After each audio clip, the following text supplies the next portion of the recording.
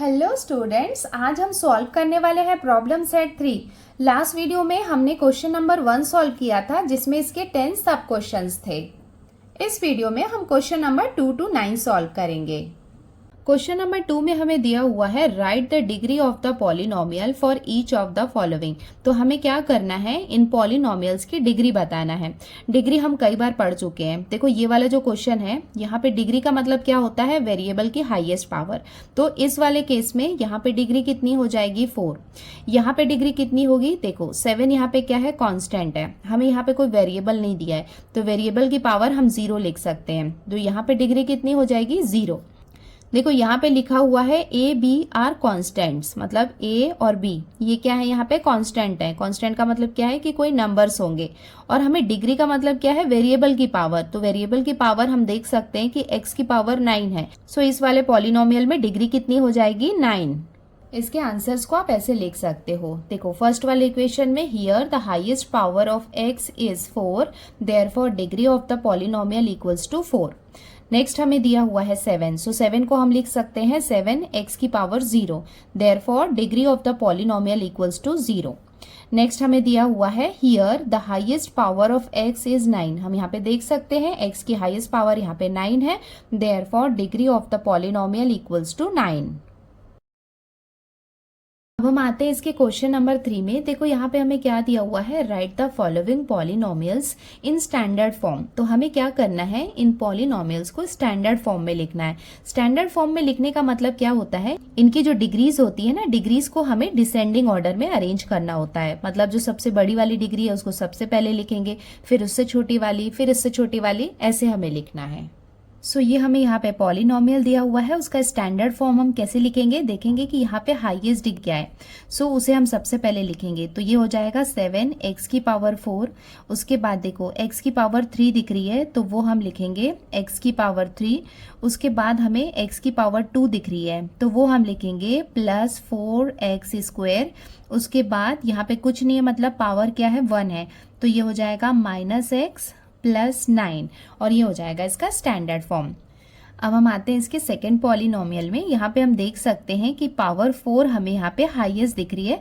सो सबसे पहले हम वो लिख लेते हैं 5p की पावर 4। देन हमें यहाँ पे पावर 3 दिखाई दे रही है, प्लस 2p की पावर हो जाएगी 3 के बाद ये 2 वाले पार्ट को हम लिखेंगे 10p स्क्वायर। उसके बाद ये हमें दिख रहा है p, उसके बाद लास्ट में ये कांस्टेंट हम लिख लेंगे -8, और ये हो जाएगा इसका स्टैंडर्ड फॉर्म।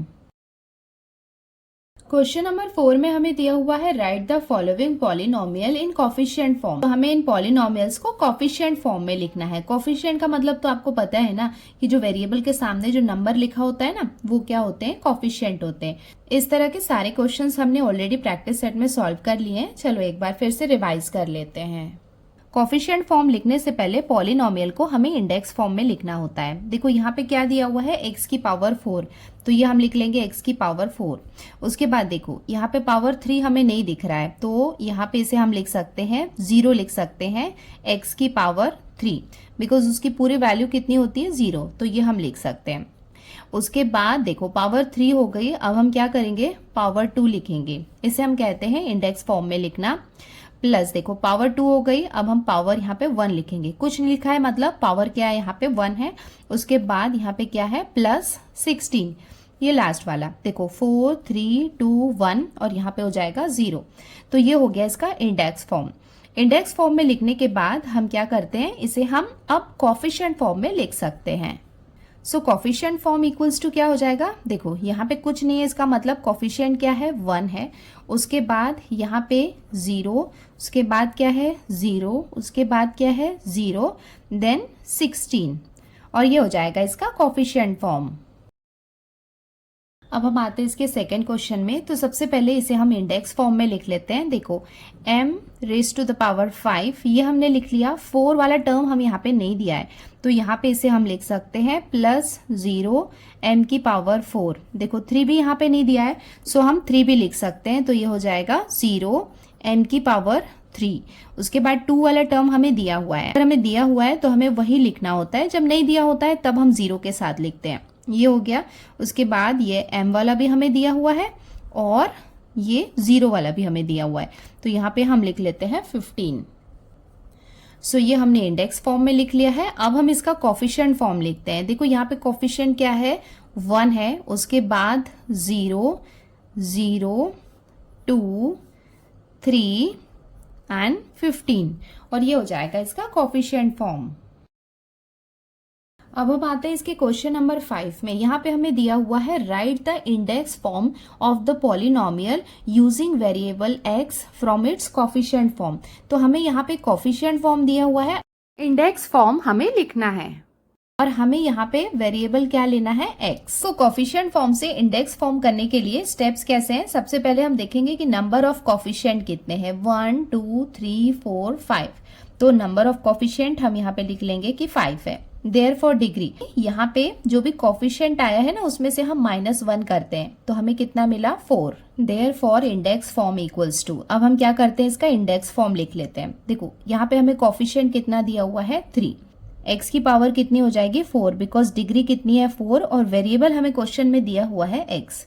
उसके बाद हम नेक्स्ट लिखेंगे यहाँ पे कोफिशिएंट -2, तो x की पावर कितनी हो जाएगी, 4 के बाद कितना आएगा, 3। उसके बाद यहाँ पे 0 है, तो ये हम लिख लेते हैं +0, और ये हो जाएगा x²। उसके बाद यहाँ पे क्या है, 7 है, तो ये हम लिख लेते हैं +7।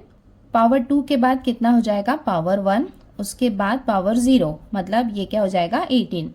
आप ऐसे भी लिख सकते हो आंसर, या फिर थोड़ा सा और सिंप्लीफाई कर सकते हो। ये हो जाएगा x की पावर 4 -2x³ 0 वाले टर्म को लिखने की हमें ज़रूरत नहीं है। ये हो जाएगा +7x +18। सो आप ऐसे भी लिख सकते हो या फिर ऐसे भी लिख सकते हो, दोनों करेक्ट हैं। अब हम आते हैं क्वेश्चन नंबर 2 में। नंबर ऑफ कोफिशिएंट 1, 2, 3, 4, हमें 4 दिया हुआ है, सो डिग्री कितना हो जाएगा, 4 - 1 = 3। Therefore index form equals to, देखो इंडेक्स फॉर्म में यहाँ पे हमें क्या दिया हुआ है, 6, तो ये हम लिखेंगे 6x, और यहाँ पे डिग्री कितनी है, 3। उसके बाद यहाँ पे है 1, तो ये हो जाएगा +1x²।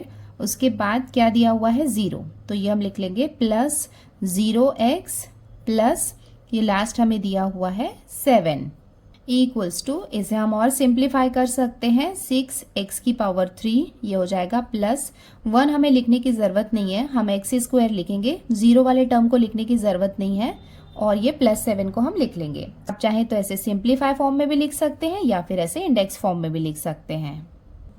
अब हम आते हैं क्वेश्चन नंबर 3 में। देखो यहाँ पे नंबर ऑफ कोफिशिएंट कितने हैं, 1, 2, 3, 4, तो यहाँ पे हम लिखेंगे 4।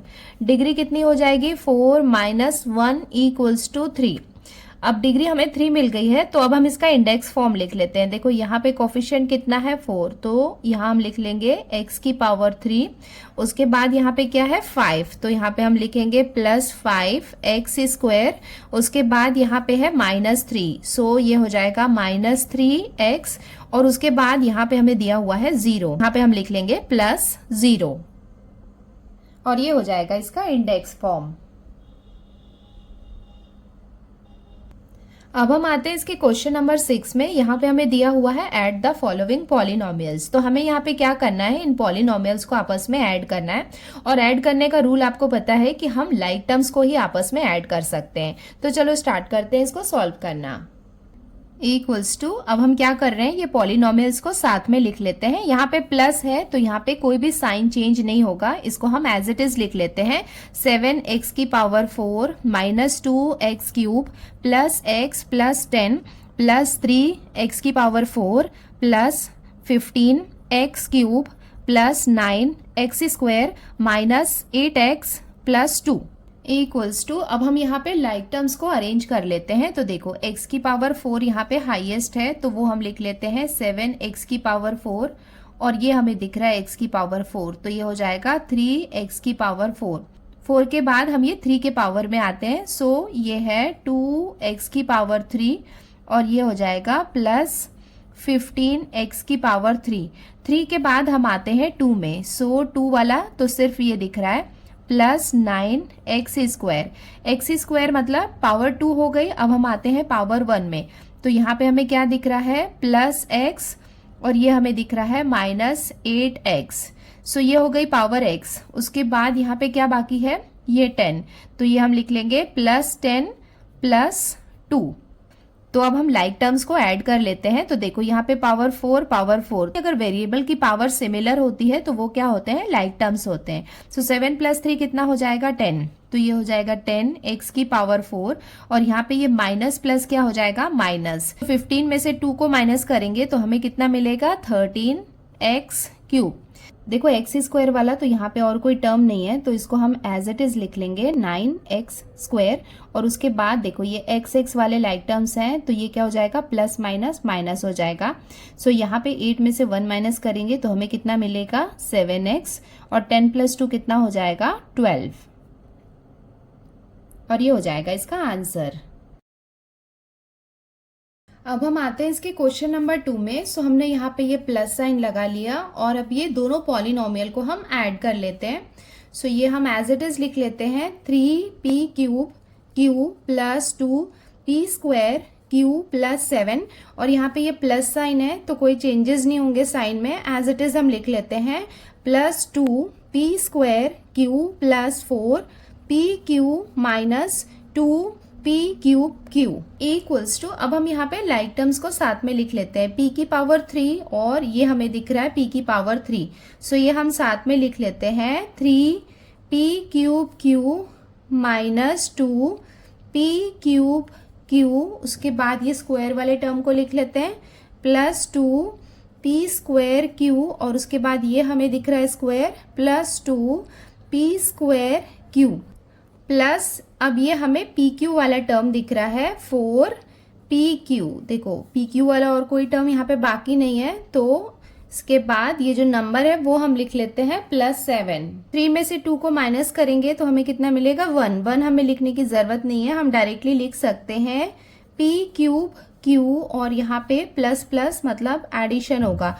2 + 2 कितना हो जाएगा, 4p² q + 4pq + 7, और ये हो जाएगा इसका आंसर। क्वेश्चन नंबर 7 में हमें दिया हुआ है subtract the second polynomial from the first. तो हमें यहाँ पे सेकेंड पॉलिनोमियल को फर्स्ट पॉलिनोमियल से सब्ट्रैक्ट करना है। तो अब हम स्टार्ट करते हैं इसका सब्ट्रैक्शन। सो ये फर्स्ट वाले पॉलिनोमियल को तो हम एज इट इज लिख लेते हैं 5x² - 2y + 9। और जब हम सब्ट्रैक्शन करते हैं तो ये माइनस साइन अंदर मल्टीप्लाई होता है, तो अंदर जो भी साइन है वो चेंज हो जाते हैं। तो ये क्या हो जाएगा, -3x² - 5y + 7 इक्वल्स टू, अब हम यहाँ पे लाइक टर्म्स को अरेंज कर लेते हैं। तो यहाँ पे हमें क्या दिया हुआ है, 5x², उसके बाद ये स्क्वायर वाले टर्म को लिख लेते हैं 3x²। स्क्वायर के बाद यहाँ पे ये y वाला टर्म हमें दिख रहा है, तो ये हम लिख लेते हैं -2y और -5y।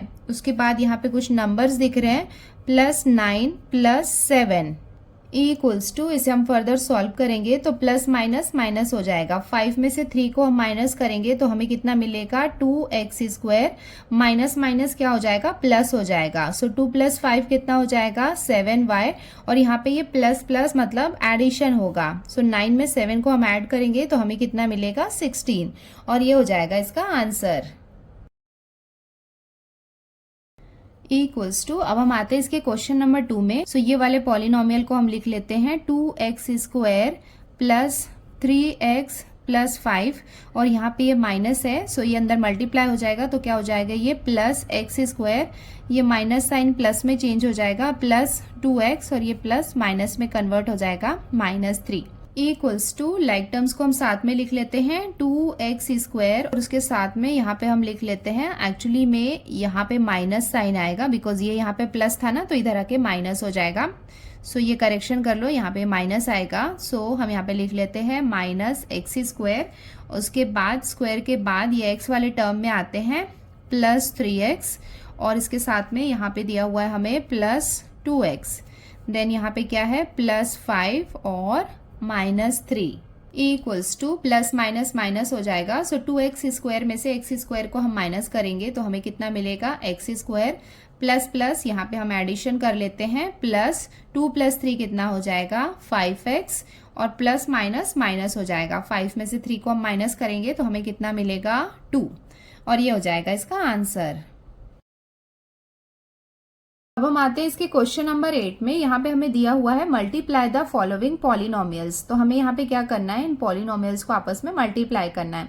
मल्टीप्लिकेशन में जैसा कि मैंने आपको बताया था कि जैसे ये m की पावर 3 है, इसको ये सारे टर्म्स के साथ मल्टीप्लाई करेंगे, -2m को हम ये सबके साथ मल्टीप्लाई करेंगे, उसके बाद लास्ट में +3 को ये सारे टर्म्स के साथ में हम मल्टीप्लाई करेंगे। मल्टीप्लाई करने के बाद हम लाइक टर्म्स को अरेंज करेंगे और उसके बाद जो भी सॉल्व हो सकता है वो करेंगे। हम यहाँ पे मल्टीप्लाई स्टार्ट करते हैं। तो यहाँ पे ये हो जाएगा m⁻³ जिसे हम ये पूरे टर्म्स के साथ मल्टीप्लाई करने वाले हैं। तो वो हम लिख लेते हैं m⁻⁴ -2m² + 3m + 2।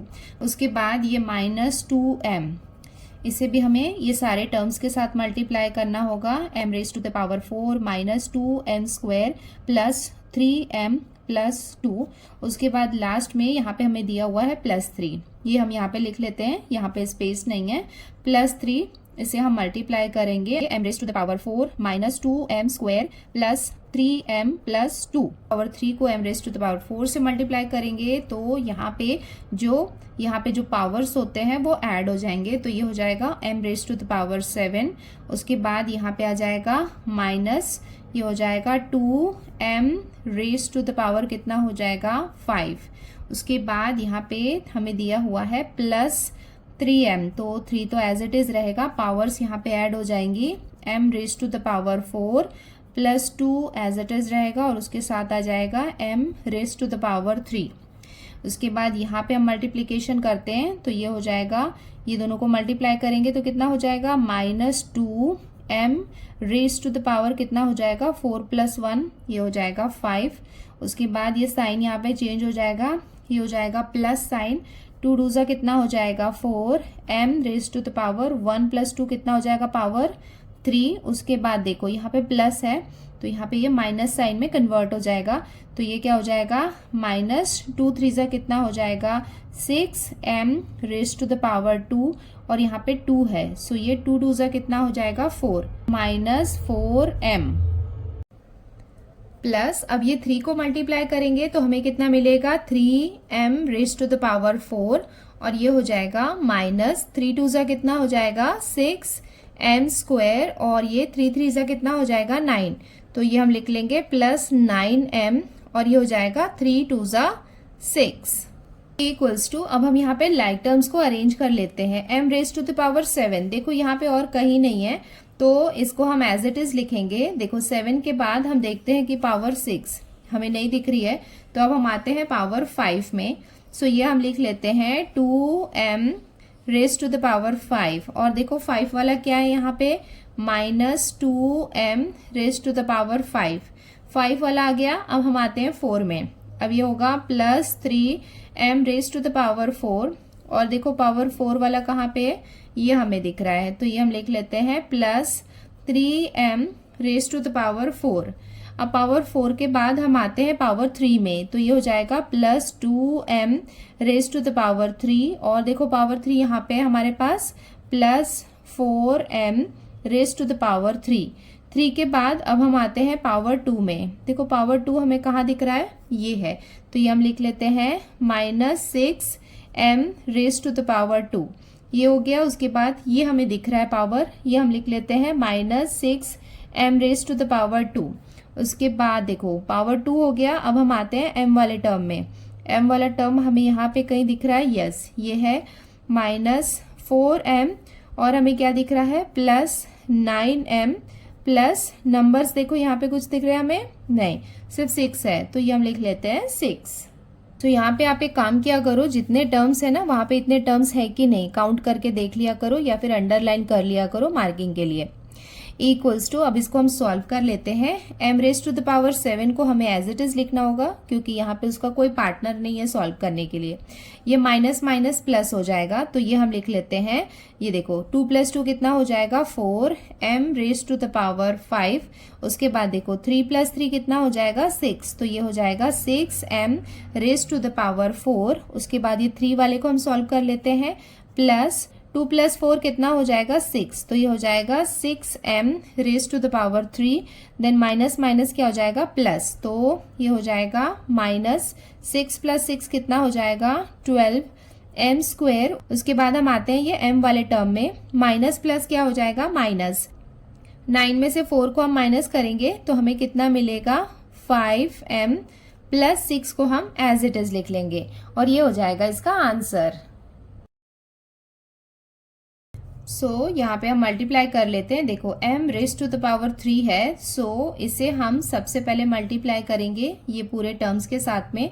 ये हम लिख लेते हैं m square minus m plus 3 और उसके बाद है यहाँ पे -2 जिसे हम मल्टीप्लाई करेंगे m square minus m plus 3 के साथ इक्वल्स टू, अब हम यहाँ पे मल्टीप्लिकेशन कर लेते हैं। सो ये हो जाएगा 5 m raise to the power 3 m raise to the power 2 है, सो ये पावर्स यहाँ पे ऐड हो जाएंगी तो ये कितना हो जाएगा 5 और यहाँ पे इसे हम m से मल्टीप्लाई करेंगे तो हमें कितना मिलेगा 5 m raise to the power 4 plus ये कितना हो जाएगा 5 3 ज़ा 15, सो 15m क्यूब। अब -2 को मल्टीप्लाई करते हैं m स्क्वायर के साथ में तो हमें मिलेगा -2m स्क्वायर और -2 को -m से हम मल्टीप्लाई करेंगे तो हमें कितना मिलेगा +2m। -2 को +3 से मल्टीप्लाई करेंगे तो हमें कितना मिलेगा -2 3 ज़ा 6। सो हम यहाँ पे देख सकते हैं कि कोई भी यहाँ पे लाइक टर्म्स नहीं है। पावर को आप ध्यान से देखोगे तो 5 4 3 2 1 और यहाँ पे 0 है। सो यहाँ पे नेक्स्ट स्टेप हमें करने की जरूरत नहीं है बिकॉज ये ऑलरेडी अरेंज्ड है और ये हो जाएगा इसका आंसर।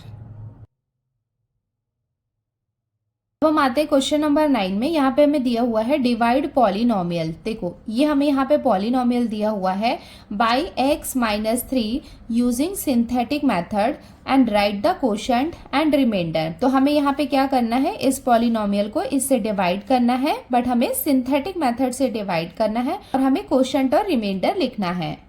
अब हम स्टार्ट करते हैं इसको सॉल्व करना। ये हमें यहाँ पे दिया हुआ है डिविडेंड। सो ये डिविडेंड को हम देख सकते हैं कि ये ऑलरेडी इंडेक्स फॉर्म में दिया हुआ है 3 2 1 और 0। आप पावर्स को देख सकते हैं बिकॉज ये इंडेक्स फॉर्म में नहीं दिया होता तो हमें इसे पहले इंडेक्स फॉर्म में लिखना होता, बट यहाँ पे ऑलरेडी दिया हुआ है। तो अब हम इसका कॉफिशिएंट फॉर्म लिख लेते हैं। देयरफॉर कॉफिशिएंट फॉर्म क्या हो जाएगा, देखो यहाँ पे हमें क्या दिया हुआ है 3, उसके बाद है -8, उसके बाद यहाँ पे ये क्या है 1 और 7। डिवाइजर हमें कितना दिया हुआ है क्वेश्चन में x minus 3। Therefore opposite of -3 का ऑपोजिट हम लिखेंगे तो वो कितना हो जाएगा +3। सिंथेटिक मेथड से पहले भी हमने सॉल्व किया है, सो सारे कोफिशिएंट को हमने यहाँ पे लिख लिए और यहाँ पे जो ऑपोजिट आता है वो 3 को हम यहाँ पे लिख लिए। तो सबसे पहले हमें पता है कि 3 हमें यहाँ पे एज इट इज लिख लेना है। अब यहाँ पे मल्टीप्लिकेशन स्टार्ट करते हैं तो 3 3 ज़ा कितना हो जाएगा 9। अब यहाँ पे माइनस कर लेते हैं, प्लस माइनस क्या हो जाएगा माइनस। 9 में से 8 को माइनस करेंगे तो हमें कितना मिलेगा 1। अब ये दोनों का मल्टीप्लिकेशन होगा, सो 3 1 ज़ा कितना हो जाएगा 3। सो हम यहाँ पे लिखेंगे 3। तो यहाँ पे ये प्लस प्लस प्लस ही रहेगा, सो हम यहाँ पे एडिशन करेंगे। नाउ 3 4 ज़ा कितना हो जाएगा 12। अगेन यहाँ पे दोनों प्लस है तो हम एडिशन करेंगे। 12 + 7 कितना हो जाएगा 19 और 19 यहाँ पे क्या हो जाएगा रिमाइंडर। देखो कोफिशिएंट फॉर्म ऑफ कोशेंट हमें कितना मिल गया यहाँ पे 3 1 4। देयरफॉर कोशेंट इक्वल्स टू कितना हो जाएगा, ये हम लिखेंगे 3 x की पावर या डिग्री हम कैसे निकालेंगे 1 2 3। 3 यहाँ पे कोफिशिएंट है, सो 3 - 1 करेंगे तो हमें कितना मिलेगा 2। सो यहाँ पे हो जाएगा 3x का स्क्वायर, उसके बाद 1 है, सो 1 को हमें लिखने की जरूरत नहीं है, हम सिंपली यहाँ पे लिख सकते हैं x और ये पावर 2 के बाद पावर 1 है वो हमें यहाँ पे लिखने की जरूरत नहीं है, +4। सो ये हो जाएगा कोशेंट और रिमाइंडर हमें कितना मिल गया 19 और ये हो जाएगा इसका आंसर।